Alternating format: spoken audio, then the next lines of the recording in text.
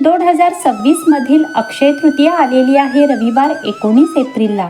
अक्षय म्हणजे ज्याचा कधीही क्षय होत नाही किंवा जे कधीही संपत नाही.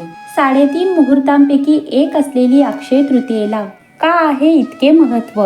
का या दिवशी दानधर्म, यज्ञ, हवन यासारखे केलेले पुण्यकर्म कधीही कमी होत नाही? याची ही एक पौराणिक आख्यायिका आहे. प्राचीन कथेनुसार एके दिवशी धर्मराज युधिष्ठिरास अक्षय तृतीयेच्या महत्त्वाबद्दल प्रश्न पडला.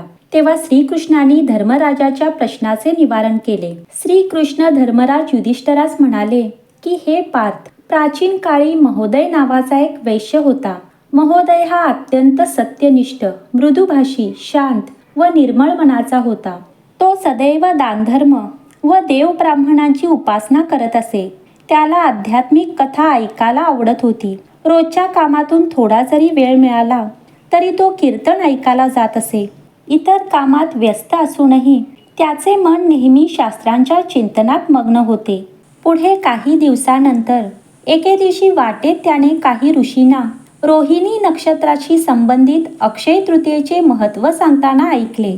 ऋषीमुनी म्हणाले, या दुर्मिळ प्रसंगी दानधर्म, तर्पण, यज्ञ, हवन यासारखे पुण्यकर्म केल्यास अक्षय असं शाश्वत फळ मिळतं.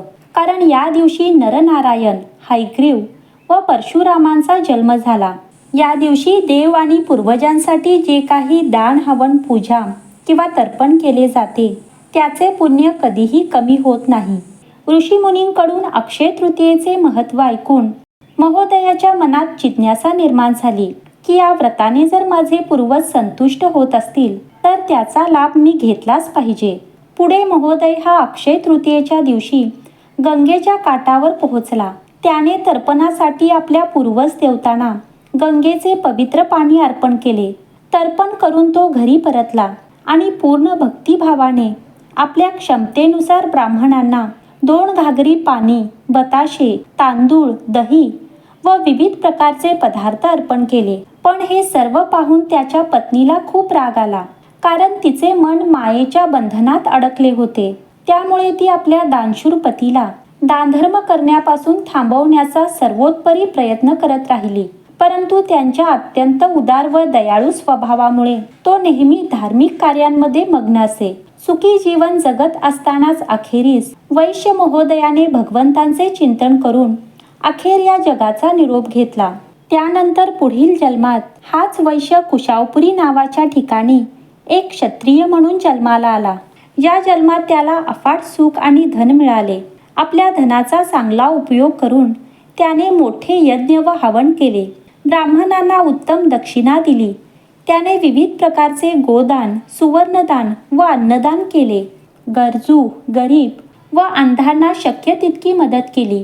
पण एवढे दान करूनही त्याचे धन संपले नाही व या जन्मातही महोदयाने उत्तम सुखांचा उपभोग घेतला. यावर श्रीकृष्ण युधिष्ठिरास सांगतात की हे पार्थ, हे सर्व काही महोदयाने मागील जन्मात केलेल्या अक्षय तृतीयेच्या व्रताचा परिणाम होता. मागील जन्मी त्याने धन व ऐश्वर्याची आसक्ती सोडून निस्वार्थ भावनेने दान, हवन इत्यादी सत्कर्मे केली, ज्याच्या परिणामी त्याला या जन्मात एक राजाच्या रूपात अक्षय असं धन मिळाले. अशी ही अक्षय तृतीयेची कथा. पौराणिक कथेनुसार जेव्हा पांडव हे अज्ञातवासात होते तेव्हा श्रीकृष्णाने पांडवांना अक्षय पात्र अर्पण केले, जेणेकरून त्यांना कधीही अन्नाची कमतरता भासू नये.